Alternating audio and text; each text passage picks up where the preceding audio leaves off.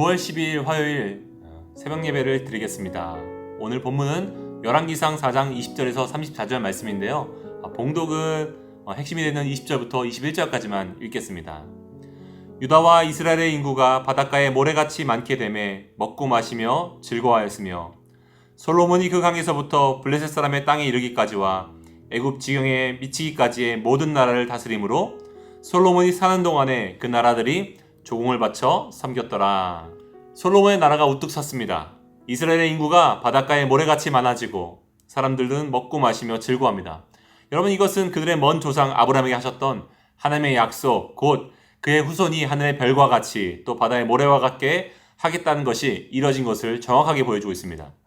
여러분, 아브라함에게 네가 본 모든 땅을 약속으로 주신다고 하신 것처럼 솔로몬의 영향력은 이스라엘 영토 밖으로 뻗어나가죠. 열왕기상 4장 21절 솔로몬이 그 강에서부터 블레셋 사람의 땅에 이르기까지와 애굽 지경에 미치기까지의 모든 나라를 다스림으로 솔로몬이 사는 동안에 그 나라들이 조공을 바쳐서 섬겼더라. 여러분, 그의 나라가 얼마나 영향력이 있었습니까? 실제로 그는 지혜로운 왕이었어요. 그래서 많은 나라 사람들이 그에게 찾아와서 지혜를 배우려고 했죠.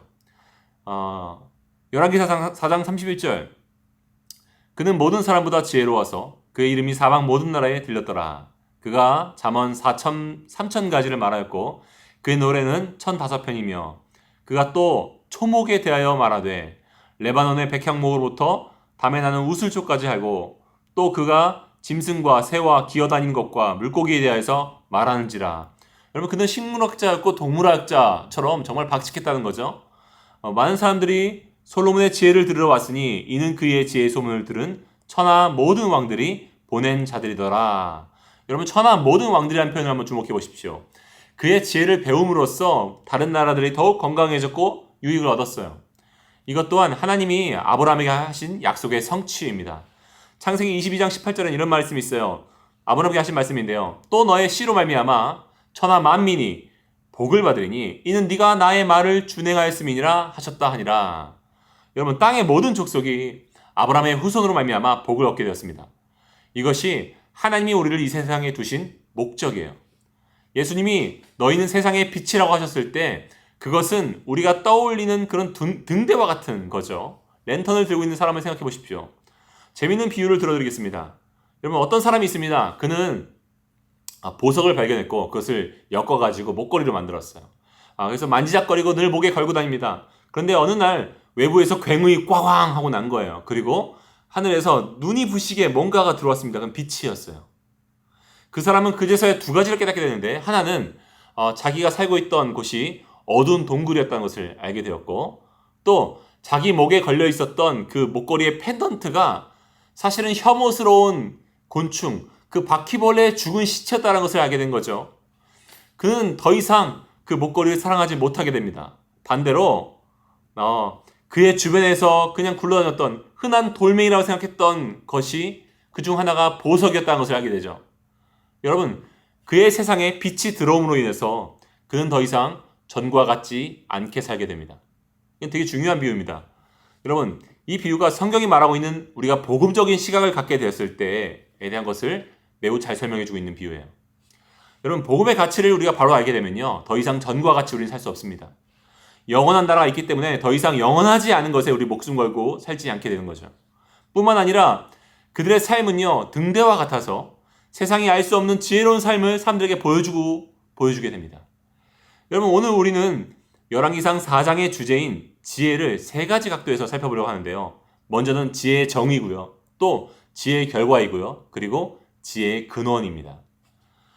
먼저 지혜의 정의를 한번 살펴보죠. 여러분, 지혜가 뭐죠?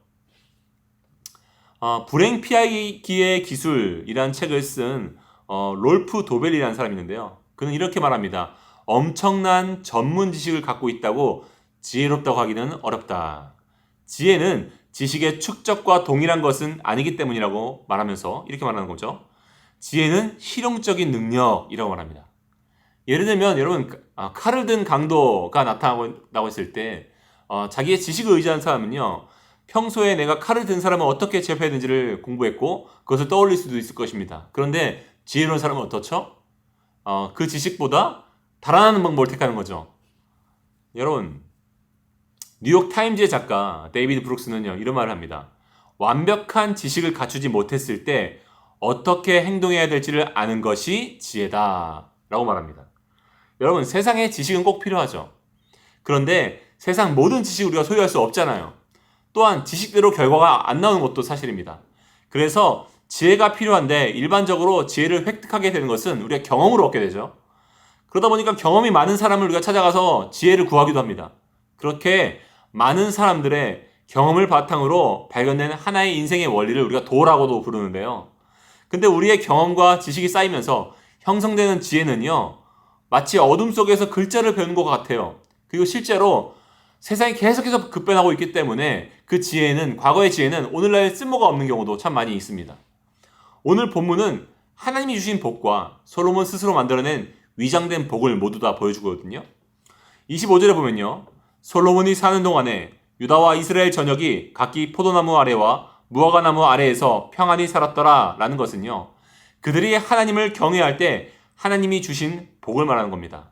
그런데 26절에서 솔로몬의 병거의 말 외양간이 4만, 마병이 12,000이라는 것은요, 솔로몬이 나름의 경험과 지식을 바탕으로 만들어낸 위장된 복을 말하는 거예요.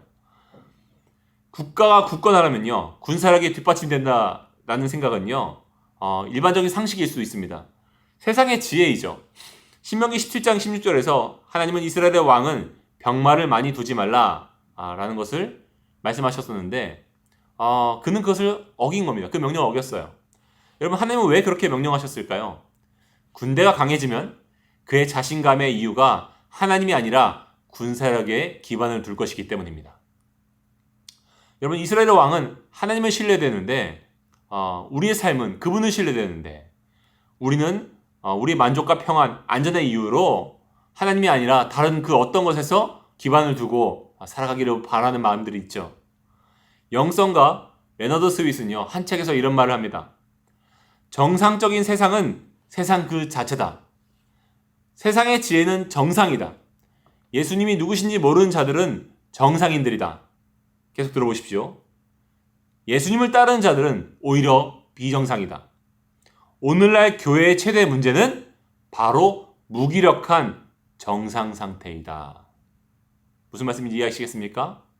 세상이 일반적으로는 정상처럼 보이죠.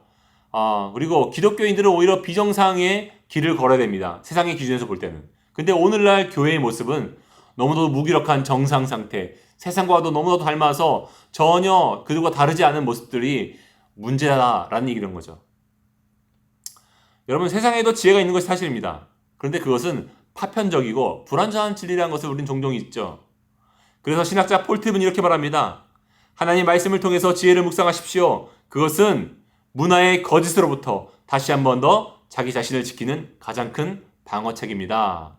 하나님의 말씀에 참된 지혜가 있고 그것은 세상이라고 하는 문화의 지혜를 역행하는 것이며, 우리가 그 말씀을 읽을 때야, 그 말씀을 새길 때야 우리는 세상에서 세상의 지혜에 속지 않고 참된 지혜를 따라갈 수 있다라는 말이죠. 여러분, 지혜란 이 세상의 설계도를 따르는 것입니다. 그러므로 지혜란 하나님의 시선으로 세상을 바라보고 평가하는 능력이에요. 하나님이 설계하신 참된 지도를 따라가는 것이 지혜입니다. 그 원리를 신뢰하고 적용하는 삶이 지혜인 거죠. 그럼 지혜의 결과를 한번 살펴볼까요? 여러분, 지혜는 크게 세 가지로 볼 수 있습니다. 하나는 올바른 판단력이고요. 또한 두 번째로 선한 영향력이고요. 풍성한 삶의 열매입니다. 판단력을 생각해보죠. 여러분, 그 어느 때보다 오늘날은요, 지식이 흥황한 시대를 우리는 살고 있죠. 많은 정보가 있어요. 그런데 사람들의 삶은 왜 나아지지 않습니까? 집에 돈이 늘어나고 자녀들이 고등교육을 받았는데 왜 건강한 삶, 건강한 가정이 더 이루어지지 않습니까? 그것은 지식이 없어서가 아니라 지혜를 따르지 않아서입니다. 호세아 4장에서 하나님 말씀하십니다. 내 백성이 지식이 없음으로 망한도다. 여기서 말하는 지식은요, 하나님의 지혜를 말하는 거예요. 네가 지식을 버렸으니 나도 너를 버려. 여러분, 무슨 말씀입니까? 우리가 하나님 방법을 떠났더니 하나님도 우리를 버리신다 라는 얘기죠.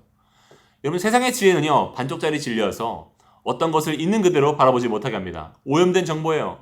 예를 들어보죠. 세상은 돈이 전부라고 말합니다. 가족보다 돈을 더 중요하게 여길 때 어떤 일이 벌어지죠? 근데 오히려 가족은 산산조각납니다. 어떤 사람이 이런 말을 했어요. 비즈니스가 있어야 가족도 있는 거다 이렇게 말하는데 실제로는 그 비즈니스를 따를 때 가족을 잃어버리는 경우가 발생할 수 있는 거죠. 그런 경우를 정말 많이 봤습니다. 그런데 여러분, 하나님의 지혜는 돈이 가진 본래의 가치보다 더 크게 바라보지 않게 합니다.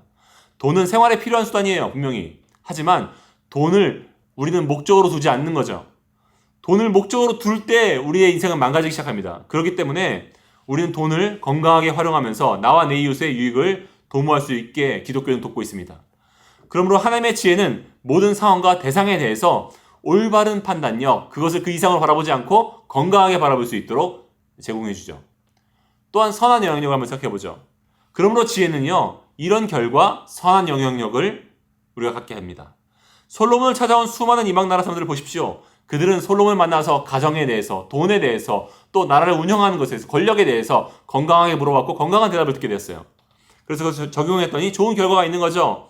여러분, 솔로몬을 통해서 그들은 하나님의 지혜를 배웠습니다. 그들의 삶에 하나님이 주시는 복을 비로소 누릴 수 있게 되었죠. 여러분, 우리가 세상에서는 우리는 어리석어지고 하나님께는 지혜로워질 때 우리의 이웃이 우리를 통해서 유익을 얻게 됩니다. 예를 들어서 또 우리가 풍성한 삶의 열매를 생각해 볼 수 있는데요. 세상의 지혜는 여러분 경쟁적입니다. 그런데 복음의 사람들은요, 희생적인 것을 택하죠. 그러나 역설적이게도 어리석어 보이는 그 삶이 결과적으로 더 행복하고 만족스러운 결과로 돌아옵니다. 그것이 지혜예요. 단편적인 예였지만 모든 삶의 영역에서 그리스도인들이 살아가는 방식은 세상의 것과 같지 않습니다. 당장에는 어리석어 보이는데 그 결과가 다르죠. 그것이 세상의 왕들이 솔로몬에게 조응하면서 찾아왔던 궁극적인 이유예요. 그는 지혜로웠으나 자기를 자랑하지 않았고 다른 사람을 불쾌하게 만들지도 않았습니다. 왜냐하면 복음 안에서 겸손하면서도 당당했기 때문이죠. 어떻게 그럴 수 있느냐? 그는 자기를 생각하지 않았습니다. 자기를 높이고 싶지 않았고 오직 하나님만 높이고 싶었고 또 그 하나님의 사람들의 삶을 섬기고 싶었습니다. 그래서 사람들이 주변에 많았어요. 겸손했고 자기를 높여주고 자기를 세워주길 바랬던 그 솔로몬의 마음이 그 진정성이 닿았던 거죠. 그 행복한 관계들이 당시 솔로몬이 받았던 가장 큰 복 중 하나였을 것입니다. 여러분, 지금까지 우리가 지혜의 정의를 내리고 결과를 살펴봤습니다. 이제 마지막으로 지혜의 근원에 대해서 우리 빠르게 한번 나눠보겠습니다. 바울은 세상이 사랑하는 지혜와 자신이 자랑하는 지혜가 다르다고 말합니다.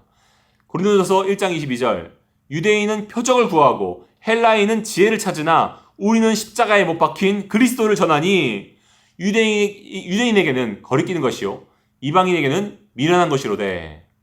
여러분, 헬라인들은요, 무엇이 더 유익할까, 더 이익일까 그것을 분석하는 사람들이었습니다. 유대인들은 보이는 진리를 쫓아서 행동하기 바빴죠. 그런데 그리스도인들은 달랐습니다. 오직 십자가에 못 박히신 그리스도가 자기의 최고의 지혜임을 믿는 사람들이었어요. 그러므로 내가 사랑하는 그분을 따라서 자기를 내어주는 삶을 선택하는 사랑의 사람들이었습니다. 모든 지혜의 근원은 여러분 그리스도예요. 그분이 지혜입니다. 그분에게서 우리는 하나님이 어떤 분이신지를 배우죠. 볼 수 있습니다. 들을 수 있습니다. 그분은 우리가 이 땅에서 어떻게 하나님의 지혜로 살 수 있는지를 몸소 보여주신 걸어다니는 지혜이고요. 걸어다니는 하나님이십니다. 그러므로 예수님이 회당에서 가르치실 때 많은 사람들이 이렇게 말했습니다. 마가복음 6장 2절, 이 사람이 받은 지혜와 그 손으로 이루어지는 이 권능이 어찌 됨이냐? 결론을 맺겠습니다. 여러분, 솔로몬의 지혜가 솔로몬의 왕국을 평화롭게 만들었고 이웃 나라들을 화평하게 만들었습니다. 옳은 길로 인도했습니다. 사람들은 그를 가리켜서 지혜자라고 불렀습니다. 예수님은 솔로몬보다 더 위대한 지혜자이십니다. 그분의 영광과 왕국의 아름다움은 솔로몬의 영광과 비교할 수가 없죠. 그분은 온 세상을 그분의 지혜로 덮을 것이고 모든 나라가 다 그분을 말미암아 화평하게 될 것입니다. 그래서 혹자는 이렇게 말합니다. 솔로몬은 위대했지만 더 위대하신 그리스도 앞에서는 그의 지혜가 창백해집니다. 왜냐하면 솔로몬은 하나님으로부터 지혜를 받았던 사람이지만 예수님은 누구십니까? 그분 자신이 하나님의 지혜이시기 때문입니다. 기도하시겠습니다. 예수님, 당신이 참 지혜이십니다. 당신이 하늘의 하나님이십니다. 당신을 따르기 원합니다. 당신이 우리 가슴에 더 깊이 새겨져서 당신과 같이 말하고 생각하고 듣고 보며 행동하는 참된 지혜로운 사람이 되어 많은 사람들을 옳은 대로 인도하는 등대와 같은 사람이 되게 하여 주옵소서. 예수님의 이름으로 기도합니다. 아멘. 사랑하는 여러분, 이 시간 우리 함께 기도하기 원합니다. 먼저는요, 솔로몬의 모든 영광과 그 권능도 들에 핀 꽃 하나만 못하다는 말을 기억하십시오. 세상의 어리석은 지혜를 따라서 세상이 말하는 그런 가치를 쫓는 삶이 아니라 하나님의 눈으로 보실 때 아름다운 그 사물의 그 건강성과 또 부정함을 올바르게 분석할 수 있고 그 올바른 가치에 인생을 거는 삶이 되게 해달라고 우리 함께 기도했으면 좋겠습니다. 또한 두 번째로 참된 지혜는 예수님입니다. 결국 지혜로운 사람이 되기 위해서는 예수님을 알아야 됩니다. 예수님을 사랑해야 됩니다. 그분을 무엇보다 사랑하는 사람이 사물을 올바르게 분석할 수 있습니다. 예수님을 향해 가장 큰 기쁨으로 여기는 사람이 지혜로운 사람입니다. 우리 이 시간 그런 사람 되기 원한다고 함께 기도하며 나가겠습니다. 기도하시겠습니다.